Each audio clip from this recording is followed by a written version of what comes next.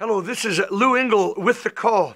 It was in 1996, 20 years ago, that I went on an extended 40-day season of fasting.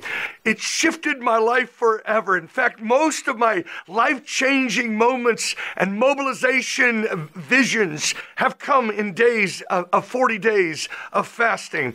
And it was during this time that God gave me a dream, and in the dream, He spoke to me, call the youth of America to fasting and praying.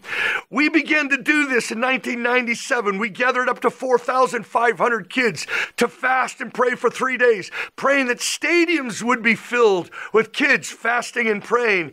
And then in 2000, 400,000 gathered to the first call in Washington, D.C. to fast and pray for 12 hours.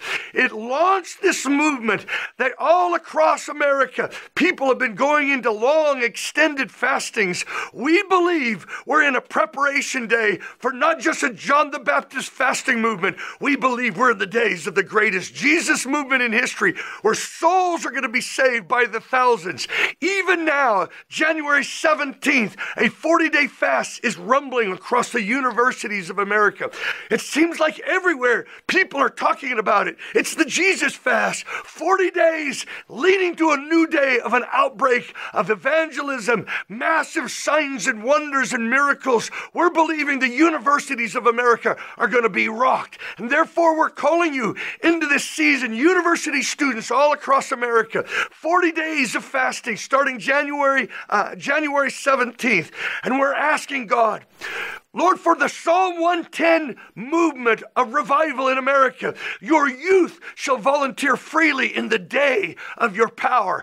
It's time for another movement of a student missions movement. It's time for a new day of evangelism where the powers of darkness would try to intimidate the church. I say it's time for the Jesus fast to release another Jesus movement. So would you join us? And then we're driving this thing to Azusa now on April 9th, 2016, seating 110,000 people in the Memorial Coliseum, where Billy Graham actually preached to 134,000 in 1963. 20,000 couldn't get inside. We're believing today that stadiums are going to be filled with souls being saved. There on April 9th, from 7 in the morning to 10 at night, we're calling for fasting and prayer, and then an outbreak of signs and wonders in the proclamation of the gospel. Let's believe that in the darkest hour, where there's division everywhere, God would unite His church and release a day of power like we have never seen. Join the fast, the Jesus fast, that will release the Jesus movement.